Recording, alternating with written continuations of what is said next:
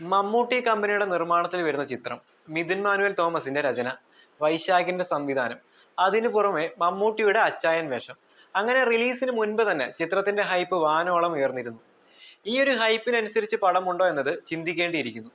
ഒരു കാര്യം പറയട്ടെ, മമ്മൂട്ടിക്ക് പകരം വേറൊരാൾ ആ ചിന്തയ്ക്ക് പോലും പ്രസക്തിയില്ല എന്ന് തന്നെ പറയേണ്ടി വരും. കാരണം മമ്മൂട്ടിയാണ് ചിത്രത്തിന്റെ ഏറ്റവും വലിയ പോസിറ്റീവ്. അദ്ദേഹത്തിന്റെ വയസ്സ് പറഞ്ഞുള്ള പുകഴ്ത്തലുകളൊന്നും പറഞ്ഞിട്ട് കാര്യമില്ല. കാരണം അതിനിവിടെ വലിയ പ്രസക്തിയില്ല. ഓരോ മലയാളികളും കേട്ടു തഴമ്പിച്ച കാര്യമാണത്. പക്ഷെ പറയാതിരിക്കാനും വയ്യ എന്നതാണ് മറ്റൊരു സത്യം. പ്രായത്തെ വെല്ലുവിളിച്ചുള്ള പ്രകടനം കാണാൻ വേണ്ടി മാത്രം വേണമെങ്കിൽ ടിക്കറ്റ് എടുക്കുക. ഓരോ ആക്ഷൻ രംഗങ്ങളിലും അദ്ദേഹം കൊടുക്കുന്ന എഫേർട്ട് എടുത്തു പറയേണ്ട ഒന്ന് തന്നെയാണ്. ഒരു മാസ് ആക്ഷൻ ചിത്രമായിരിക്കുമെന്ന് ട്രെയിലറിൽ നിന്നും വ്യക്തമായിരുന്നു.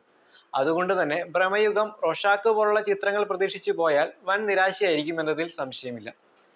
ഹൈ വോൾട്ടേജിൽ നിൽക്കുന്ന പശ്ചാത്തല സംഗീതം സിനിമയ്ക്ക് നല്ലൊരഴക് സമ്മാനിക്കുന്നു. എന്നാൽ ഇതിനപ്പുറം എന്തെങ്കിലും ഉണ്ടോ എന്ന് ചോദിച്ചാൽ ഉത്തരം പറയുക കുറച്ച് ബുദ്ധിമുട്ടായിരിക്കും. മിഥുന്റെ കഥ അത്രയ്ക്കങ്ങ് വർക്കൗട്ട് ആയോ എന്നത് സംശയമാണ്. മാസ് സീനുകൾ ഉണ്ടാക്കുന്നതിനിടയിൽ അത് മുങ്ങിപ്പോയി എന്ന് തന്നെ പറയേണ്ടി വരും. എന്നാൽ വൈശാഖ് എന്ന സംവിധായകന്റെ കയ്യിൽ കുറച്ച് അടവുകളുണ്ട്. പുലിമുരുകനിലും മധുരരാജയിലും അത് കണ്ടതാണ്. അതിവിടെയും ഉപയോഗപ്പെടുത്തി സിനിമയെ രക്ഷിക്കുന്ന ഒരു കാഴ്ച കാണാനായിട്ട് സാധിക്കും. ആദ്യം ഒരു ചെറിയ ഇൻട്രോ ആണ് മമ്മൂട്ടിക്ക് നൽകുന്നതെങ്കിലും തൊട്ടടുത്ത് തന്നെ മറ്റൊരു ഇൻട്രോ നൽകുന്നുണ്ട്.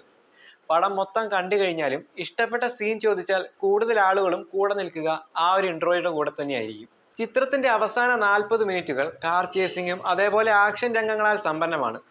അവിടെയെല്ലാം മമ്മൂട്ടി തന്റെ മാക്സിമം തന്നെ നൽകിയിട്ടുണ്ട്. നായകനൊത്ത വില്ലൻ കൂടെ വന്നപ്പോൾ അത് കുറച്ചുകൂടെ പ്രേക്ഷകരെ സിനിമയിലേക്ക് എത്തിക്കുന്നുണ്ട്.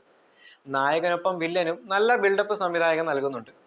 രാജ്ബി ഷെട്ടിയെ പോലുള്ള ഒരു നടനെ കൊണ്ടുവരുമ്പോൾ അത്രയെങ്കിലും മിനിമം ചെയ്തല്ലേ പറ്റൂ. എന്നാൽ തെലുങ്ക് നടൻ സുനിൽ എന്നറിയപ്പെടുന്ന ഇന്ദുഗുരി സുനിൽ വർമ്മയുടെ ഒരു കഥാപാത്രം വേറെ ആരെങ്കിലും ചെയ്തിരുന്നാൽ മതിയെന്ന് തോന്നി. അത്ര വലിയൊരു താരത്തെ കൊണ്ടുവന്ന് ഒന്നുമില്ലാതാക്കിയ ഒരു അനുഭവമായിരുന്നു. ചെറിയ ചെറിയ അടിപിടികളൊക്കെയായി ഇടുക്കിയിലെ ഒരു ചെറിയ ഗ്രാമത്തിൽ കഴിഞ്ഞിരുന്ന ടർബോ ജോസ് പിന്നീട് സാഹചര്യങ്ങൾ അദ്ദേഹത്തെ ചെന്നൈയിൽ എത്തിക്കുന്നു. തുടർന്ന് നടക്കുന്ന കഥയാണ് ചിത്രത്തിലുള്ളത്.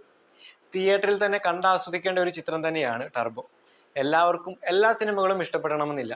അതുകൊണ്ട് തന്നെ ഇവിടെയും അത് പ്രതീക്ഷിക്കാം. അമിത പ്രതീക്ഷയോടെ സിനിമയെ സമീപിച്ചാൽ നിരാശപ്പെടാനുള്ള സാഹചര്യവുമുണ്ട്.